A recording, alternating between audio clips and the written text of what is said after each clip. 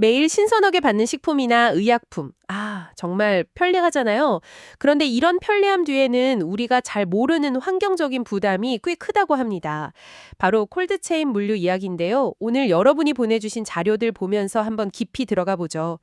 네, 오늘은 이 콜드체인 물류가 환경에 정확히 어느 정도 영향을 주는지, 또 그 원인이 뭔지, 그리고 앞으로 어떤 변화가 있을지 좀 자세히 살펴보려고 합니다. 네. 단순히 문제다 이게 아니고요. 점점 강화되는 규제들을 보면 이 친환경 전환이 왜 필수적이면서도 또 어떻게 보면 새로운 기회가 될 수 있는지 그 핵심을 좀 짚어보겠습니다. 시작부터 좀 놀라운 사실 하나 말씀드리면요. 전 세계 온실가스 배출량의 약 4% 정도가 이 콜드체인에서 나온다고 해요. 이게 어느 정도냐면요. 전 세계 항공산업 전체에서 나오는 배출량이랑 거의 같은 수준이라는 거예요. 정말 엄청나죠? 왜 그런지 한번 파헤쳐 보죠. 아니, 4%라니. 정말 상상 이상인데요. 게다가 주신 자료 보니까 2025년이면 전 세계 냉장 차량이 1,550만 대까지 늘어날 거라고 하던데요. 네, 맞습니다. 증가세까지 고려하면 정말 심각한 문제죠. 이게 배출량이 이렇게 높은 데는 몇 가지 분명한 이유가 있어요. 가장 큰 건 역시 이중 에너지 소비, 구조 때문인데요. 이중 에너지 소비요? 네, 그러니까 일반 트럭이랑 다르게 콜드체인 차량은요. 차를 움직이는 엔진 외에 짐 싣는 칸 온도를 계속 차갑게 유지해야 하잖아요. 그걸 위한 별도의 냉동이나 냉장 유닛, 이걸 보통 TRU라고 부르는데 이걸 또 돌려야 하거든요. TRU요? 네, 이 TRU 때문에 일반 트럭보다 이산화탄소, CO2는 평균 한 15% 정도, 그리고 질소 산화물, 그러니까 NOx 같은 대기 오염 물질은 최대 18%까지 더 많이 배출된다는 그런 연구 결과도 있습니다. 그렇군요. 달리는 것 외에 식히는데 에너지가 또 드는 거네요. 그런데 아까 냉매 자체도 문제라고 하셨잖아요. 네, 맞아요.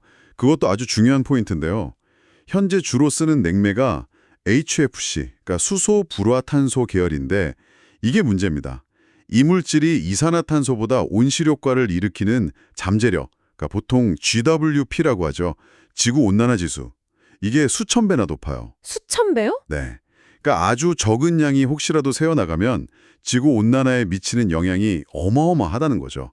게다가 신선도나 품질을 지키려면 24시간 365일 계속 돌려야 하니까요.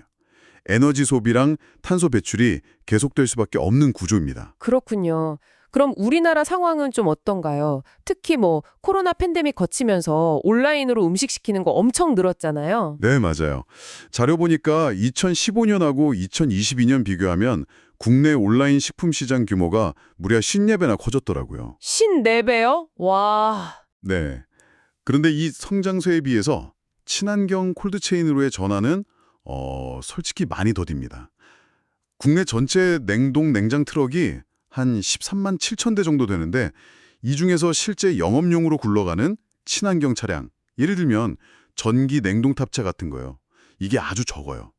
그리고 전체 영업용 냉동차 숫자 자체도 한 2만 3천 대 정도인데 이게 10년 전이랑 비교해서 크게 늘지도 않았다는 지적도 있고요. 게다가 요즘 기후변화 때문에 식중독 위험도 커지고 있잖아요. 연평균 23%씩 증가한다고 하니까요. 그래서 콜드체인이 더 중요해지는데 이 친환경 전환이 늦다는 건 좀 큰 문제죠. 네. 그리고 이런 국내 상황 속에서 국제적인 규제 움직임도 아주 빨라지고 있습니다. 유럽연합, EU 같은 경우는 당장 내년 2025년부터 GWP 750 이상인 냉매는 아예 못 쓰게 하고요. 2026년에는 CBAM, 탄소국경 조정 제도라고 하죠. 수입품에 탄소 비용 매기는 거, 이것도 본격적으로 시행됩니다. 포장재 규제, PPWR, 이것도 점점 강해지고 있고요. CBAM이랑 PPWR요? 네, 국내에서도 보면 플라스틱 사용 줄여라, 재활용 원료 꼭 써라, 또 ESG 경영 공시해라, 탄소 배출량 보고 살아라, 이런 정책들이 계속 나오고 있거든요. 그렇군요. 규제가 이렇게 막 강화된다는 건 기업들 입장에서는 단순히 비용 또 드네 이게 아니라 이제 진짜 바뀌어야 한다는 어떤 강력한 신호로 봐야겠네요. 네, 맞습니다. 바로 그 지점인데요. 이 위기를 어떻게 기회로 볼 것인가, 이게 중요해요. 예를 들어서 좀 더 에너지 효율 좋은 전기 트럭을 도입한다거나 아니면 GWP, 냉매가 낮은 자연 냉매 시스템으로 바꾼다거나 이런 친환경 투자를 하는 기업들은요, 담장 규제 피하는 건 물론이고 길게 보면 운영 비용도 아낄 수 있고요. 또 소비자들한테 저 회사는 환경 생각하는구나 하는 좋은 이미지도 주고 어쩌면 새로운 시장을 먼저 잡을 수도 있겠죠. 네, 핵심은 바로 그거예요. 지속 가능한 미래를 위해서 콜드체인의 친환경 전환은 이제 하면 좋지 이 수준이 아니라 반드시 해야 하는 어떻게 보면 생존과 경쟁력의 문제라는 겁니다. 이 변화에 얼마나 빨리 그리고 또 효과적으로 대응하느냐가 앞으로 기업의 운명을 가를 수도 있어요. 정리를 좀 해보면 콜드체인은 우리 생활에 정말 큰 편리함을 주지만 동시에 항공산업 전체와 맞먹는 어마어마한 환경 발자국을 남기고 있다는 거네요. 하지만 국내외로 강화되는 규제들이 오히려 친환경 기술이나 시스템을 먼저 도입하는 기업에게는 새로운 경쟁 우위를 주는 기회가 될 수 있다. 이 점을 꼭 기억해야겠습니다. 네, 지금 듣고 계신 여러분의 현장에서는 이런 변화의 흐름을 어떻게 느끼고 계신가요? 혹시 지금 당장 우리가 해볼 수 있는 작은 변화는 없을까요? 예를 들면 운송 경로를 좀 더 최적화한다거나 빈차로 다니는 걸 줄인다거나 하는 노력 같은 거요. 좋은 질문이네요.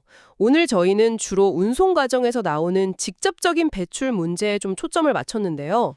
여기서 한 걸음 더 나아가서 우리가 소비하는 콜드체인 상품들 있잖아요. 그 상품이 만들어지는 순간부터 포장, 유통, 소비, 그리고 마지막에 버려지기까지 이 전체 라이프 사이클에서 지속 가능성을 더 높일 방법은 없을지 고민해 보는 건 어떨까요? 이 질문을 저희 다음 탐구를 위한 숙제로 남겨두면서 오늘 이야기는 여기서 마무리하겠습니다.